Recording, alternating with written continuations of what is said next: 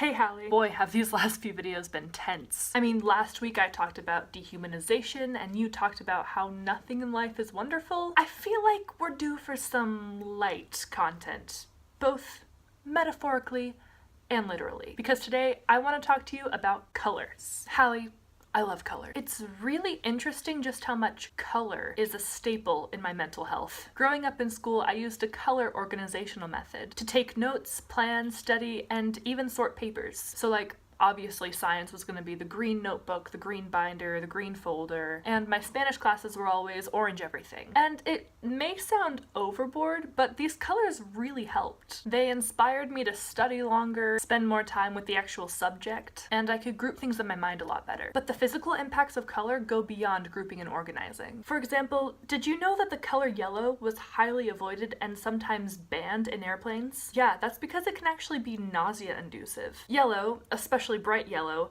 is very stimulating to the eyes, and when paired with the motion of the airplane, you can get pretty dizzy. Now let's talk about red, the color of passion and love and fire and blood. And if you're Chinese, luck and prosperity too. It's a very intense color, obviously, and plays with your psychology, of course. I mean, no wonder matadors use them in bullfighting. Actually, the whole bulls hate red thing is a myth. What? Yeah, they actually have no color preference. The bulls will run towards anything that moves, especially since they're usually terrified and often more aggressive. Oh, well, okay, I guess bulls don't have a specific color preference, but did you know that humans actually do? It's estimated that worldwide the preferred color for 40% of humanity is blue. I mean, it makes sense, you know, the sky is blue, blue symbolizes purity and peace, but honestly, this statistic makes me a little blue. I mean, blue's my favorite color and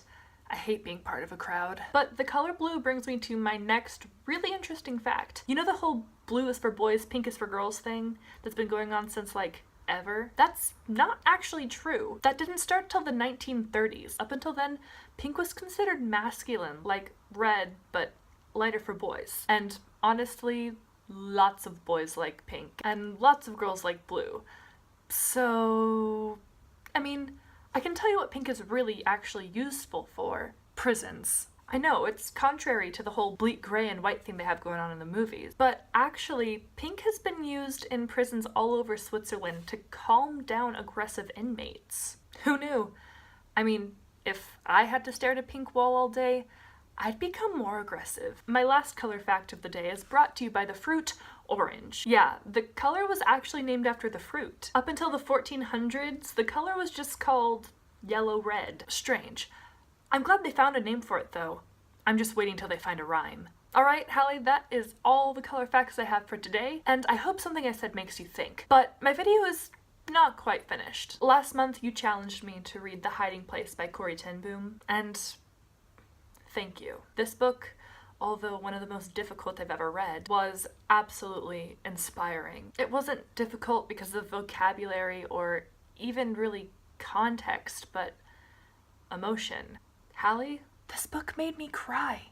Not a lot of things do that. And it was a true story. Reading through Corey's testimony has really made me realize I need to step up my faith game. I'm excited to continue processing this book, probably for a long time. In return, I'm assigning you 1,000 Splendid Suns by Khalid Hosseini. It'll probably make you cry, so we're even. So, bye. Click on the box to the left to see Hallie's last video and the box on the right to see mine, and click on the circle with both of our faces in it to subscribe.